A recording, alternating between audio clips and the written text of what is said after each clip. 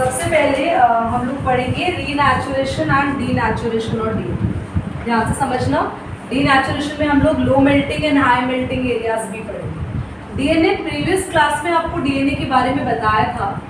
I told you DNA क्या होता है। डीएनए में कुछ आप लोगों ने ये चीज़ें पढ़ी थी। 2 स्ट्रैंड्स होते हैं।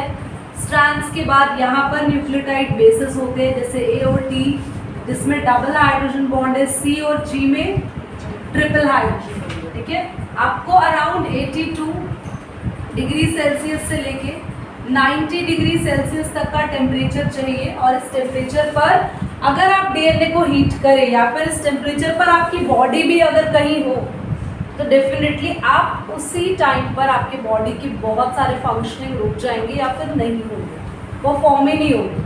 और दूसरा, अगर आपकी बॉडी में सडन म्यूटेशन कराना है तो भी इतना स्ट्रॉन्ग टेम्परेचर पर हम लोग हीट अगर देते हैं definitely your body will not survive. आपका ब्रेन रिस्पॉन्ड भी करना बंद कर देगा, बिकॉज डीएनए खत्म तो सेल खत्म और सेल खत्म तो सेल से ही सब कुछ बना है आपकी बॉडी के अंदर। नाउ इसमें ये चीज़ है कि ए और टी जो होता है, ए और टी जिसमें डबल बॉन्ड है, ये तो लो टेम्परेचर पर भी, ये तो नियर 80 पे भी मेल्ट हो जाते हैं। दे मेल्ट इजीली, इसको बोलते हैं लो मेल्टिंग एरियाज।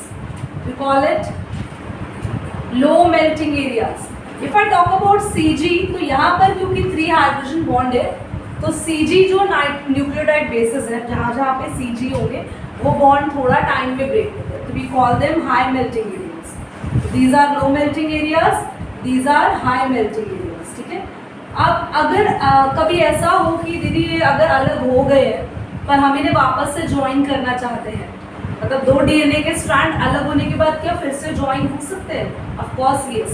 तो डीएनए स्ट्रैंड अलग भी हो सकते हैं और ज्वाइन भी हो सकते हैं। और इसी पूरे प्रोसेस पर एक टेक्निक बनी है बच्चों, जिसका नाम है पीसीआर, पॉलीमरेज चेन रिएक्शन। वो टेक्निक बनी इस पे है कि डीएनए के स्ट्रैंड्स अलग हो सकते हैं और अब बाद में जोड़े जा सकते हैं।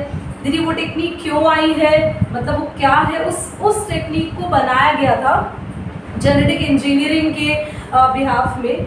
और जनरली क्रिमिनल केसेस के टाइम पर अगर हमें कोई छोटा सा प्रूफ मिलता है तो हम उस एक छोटे से हेयर स्ट्रैंड से तो बहुत ज़्यादा डीएनए आइसोलेट नहीं कर सकते, पर अगर आप डीएनए आइसोलेट करते हो तो उस डीएनए की मल्टीपल कॉपीज बना सकते हो। डीएनए आपको इतना सा डीएनए का पार्ट मिला, you can increase it like this, इतना लंबा चेन इसका डीएनए का फॉर्म कर सकते हो। और वो सब प्रोसेस तभी पॉसिबल है जब आपको पता हो कि डीएनए डीनेचर हो सकता है, डीएनए के स्ट्रैंड्स अलग हो सकते हैं और साथ ही जुड़ भी सकते हैं। तो किस टेम्परेचर पर स्ट्रैंड्स वापस से ज्वाइन होते हैं? नियर 60 डिग्री सेल्सियस पर अगर आप करते हैं वापस से इसको ही, या ये टेम्परेचर देते हैं, पहले कूल डाउन करना पड़ेगा, ठंडा करना पड़ेगा, फिर इस टेम्परेचर पे लेकर आएंगे, ये जो 2 स्ट्रैंड्स थे वो अनील हो जाएंगे। अनील का मतलब है ज्वाइन हो जाएंगे। ठीक है, ये वर्ड आप लोगों को याद रखना है। इसको रीनैचुरेशन भी कहते हैं। रीनैचुरेशन यानी डीएनए का फिर से जुड़ जाना। That's it. आगे आते हैं, ये हमने पढ़ा। इसके बाद मैंने अभी आपको पढ़ाया palindromic sequences. Palindromic sequences class, इसके बारे में आपको पता होना चाहिए। ये एमसीक्यू पे भी क्वेश्चन यहाँ पर क्रिएट होता है, हालांकि बहुत इजी है तो अब चांसेस काफ़ी कम हो गए, बट आता था ये क्वेश्चन पहले। अगर आप कोई भी, जैसे मैं एग्जाम्पल लेके अगर मैं आपको यहाँ पर बताती हूँ 5' to 3' और 3' to 5', अगर मैंने यहाँ पे लिखा A या फिर मैं आपको एक NITIN और मैं यहाँ उल्टा लिखने वाली हूँ यहाँ से, आप इस सीक्वेंस को 5' से रीड करो तब भी नितिन है, और 3' से रीड करो तब भी सेम। आपको इस सीक्वेंस अगर हम बनाना चाहें तो भी बना सकते हैं ऐसा, जैसे AACTT। अब मुझे इनका चेंज करके लिखना होगा नीचे, यस और नो। A का T, C का G, यार C का G हो जाएगा तो यहाँ पे हम G ले लेते हैं। अब देखो AACGTT, अब इसके जस्ट नीचे जो सीक्वेंस को अगर मैं यहाँ से रीड कर रही हूँ तो अब देखो इसको रीड कर रहे हैं यहाँ से फॉरवर्ड, और अगर मैं यहाँ से बैकवर्ड रीड कर रही हूँ तो सेम है AACGTT। दीदी वहाँ तो यहाँ से रीड करने पे और यहाँ से एक ही लाइन पर आ रहा था। एक ही लाइन का मतलब नहीं है, उसका जस्ट ऑपोजिट। अगर हम देखें इसका कॉम्प्लीमेंट्री स्ट्रैंड देखो तो आप यहाँ से 5' से 3' में फॉरवर्ड जा रहे हो और 5' से 3' यहाँ पर कैसे आ रहे हो, बैकवर्ड। अगर आप फॉरवर्ड और बैकवर्ड को देखो रीडिंग बिल्कुल सेम है, you can call it a palindromic sequence. ठीक है, इसके बाद आते हैं हम लोग आगे हमने पढ़ा repetitive DNA. Repetitive DNA, repetitive DNA में हम पढ़ेंगे क्लास सैटेलाइट डीएनए, और सैटेलाइट डीएनए के दो पार्ट है, micro and mini. Micro and mini. DNA में बहुत सारे सीक्वेंस कभी कभी रिपीट हो जाते हैं। फॉर एग्जाम्पल जैसे कि for example ATAAT, CG ATAAT, आप देख रहे हो ये सीक्वेंस यहाँ भी आ रहा है, यहाँ भी आ रहा है। ATAAT हो सकता है आगे भी आप डीएनए रीड करो तो ये सीक्वेंस आपको बार बार दिखे। वैभव देख लो बच्चे, बार बार अगर सेम ही सीक्वेंस रिपीट होता हुआ नजर आएगा, we call it repetitive DNA. अब इसको सैटेलाइट डीएनए कब बोलते हैं, अगर अब ये वाला सैटेलाइट नहीं है, क्यों, क्योंकि इसके बीच में आ गया CG। अगर बीच में कुछ ना आए, ये सीक्वेंस जस्ट एक के बाद एक के बाद एक के बाद नजर आए, इनसे बोलते हैं tandem manner. Tandem, tandem word आप लोगों ने यहाँ पे सुना होगा, मैंने लिखवाया भी था टैंडम। ये वर्ड अभी आगे भी आएगा, variable number of tandem repeats. तो बच्चों को टैंडम का मतलब नहीं पता होता। टैंडम मतलब कि सीक्वेंस पूरे एक के जस्ट एक के बाद आ गए, बीच में कोई और आया ही नहीं। जैसे कि AAT, इसके जस्ट बाद अगर होता AAT, फिर होता AAT, तो उस पूरे सेक्शन को हम बोलते हैं सैटेलाइट डीएनए। क्लियर हो गया, क्लियर। बट अगर बीच बीच में कुछ और सीक्वेंस आ रहे हैं, फिर रिपीटेड आया, फिर सीक्वेंस आए, फिर रिपीटेड आया, तो उसको बोलोगे आप रिपीटेटिव डीएनए। क्लियर। अब इसमें माइक्रो और मिनी है। माइक्रो में आपके पास 1 to 6 बेस पेयर्स थे और मिनी में 11 to 20 बेस पेयर्स थे। ये मैंने आपको लिखवाया था। ये थोड़ा छोटा पार्ट है रिपीटेटिव का और वो थोड़ा लेंदी पार्ट है सैटेलाइट का। क्लियर हो गया, आगे बढ़ना स्टार्ट करेंगे। पॉज कर दो बेटा और RNA स्टार्ट करते हैं।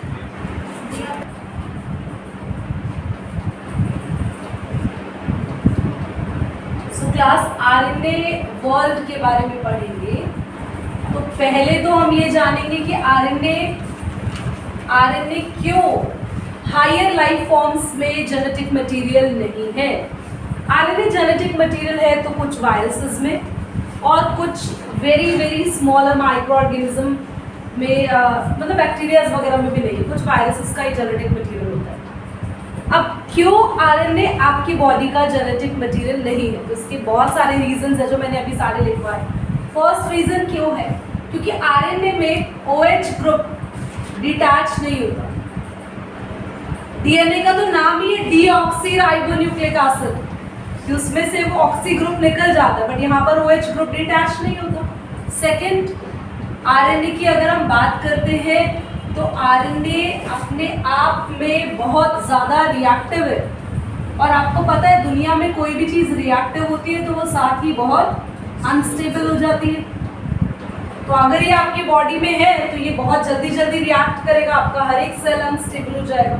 सेकेंड, RNA के अंदर जो न्यूक्लियोटाइड्स होते हैं वो होते हैं adenine, guanine, cytosine and uracil. Adenine, guanine, cytosine and uracil. DNA में क्या होता है, adenine, guanine, cytosine and thymine. DNA में थायमिन है। डीएनए की बात करें, डीएनए में थायमिन होता है और थायमिन की जगह यहाँ पर यूरेसिल होता है। ये दो डिफरेंस, ये जो डिफरेंस हुआ इस वजह से RNA इतना अनस्टेबल है कि उसमें बहुत जल्दी म्यूटेशंस आ जाते हैं। अगर जीन्स RNA में है तो वो बहुत जल्दी अपनी पोजीशंस को शिफ्ट करती है, जिसकी वजह से वायरस में जितना जल्दी म्यूटेशन आता है, तो आपने कोरोना में देखा है हर साल एक नया वेरिएंट आ रहा था, हर 6 महीने में नया वेरिएंट आ रहा था। हमें लग रहा था पता नहीं कहाँ से इतने बच्चे आ रहे हैं इसके। तो वो कोरोना एक ही था, बट उस कोरोना में बार बार म्यूटेशन क्यों आ रही थी, बिकॉज उस वायरस का जेनेटिक मटेरियल RNA था, तो वो स्टेबलाइज नहीं रख सकता था उस वायरस को। समझ में आ रही है आपको बात, क्लियर हो गया। अब इसके बाद ये पढ़ना है कि अब DNA, why DNA is better. मैंने लिख दिया डीएनए बेटर क्यों है, फिर आरएनए के बारे में पढ़ेंगे, आरएनए वर्ल्ड यानी कि आरएनए का स्ट्रक्चर पढ़ेंगे। ओके, चलिए पॉज करते हैं। Strong repairing system. चलिए डीएनए के बारे में जानेंगे, व्हाई डीएनए इज बेटर। तो क्लास ऑपोजिट पॉइंट्स तो यहीं से ही मिल गए, ये मैंने लिखवाया नहीं है, पर डीएनए में डीऑक्सी ग्रुप होता है। डीऑक्सी का मतलब है OH क्या हो जाता है, डिटैच हो जाता है। यहाँ पे OH डिटैच नहीं था, आरएनए में तो डिटैच नहीं था, यहाँ पे क्या है OH डिटैच हो गया। ठीक है, डीएनए में सबसे पहला मोस्ट इंपॉर्टेंट पॉइंट नाम से ही समझ में आ रहा है। सेकेंड, यहाँ पे कितने स्ट्रैंड है, डबल स्ट्रैंड है। यहाँ पर एक और चीज रहेगी, हम लोग लिख सकते थे यहाँ पे सिंगल स्ट्रैंड है।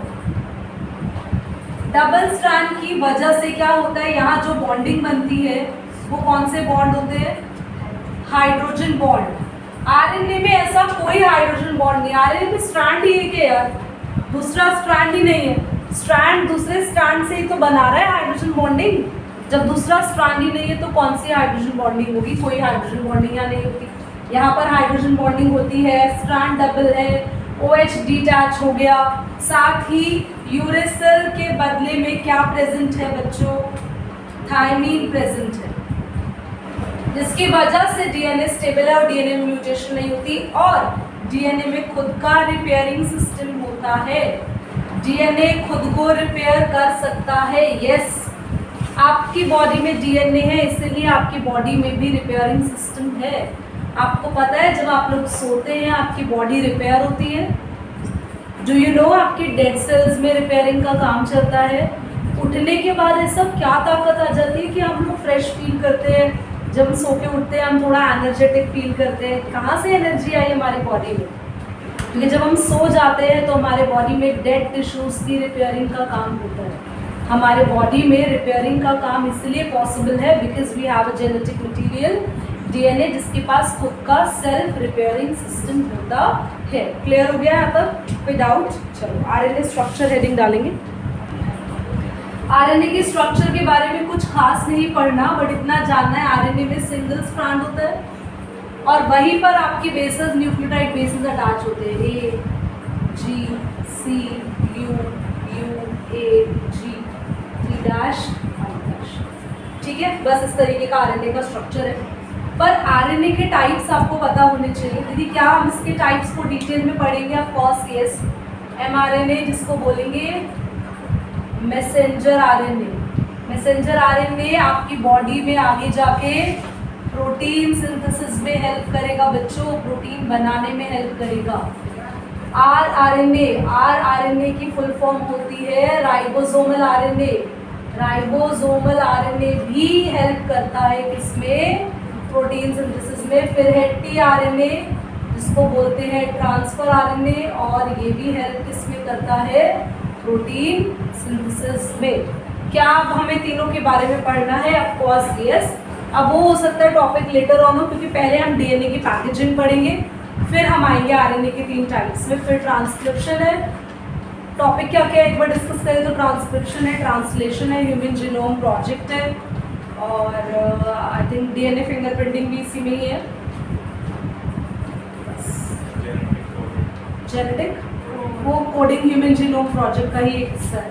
ठीक है, यही है।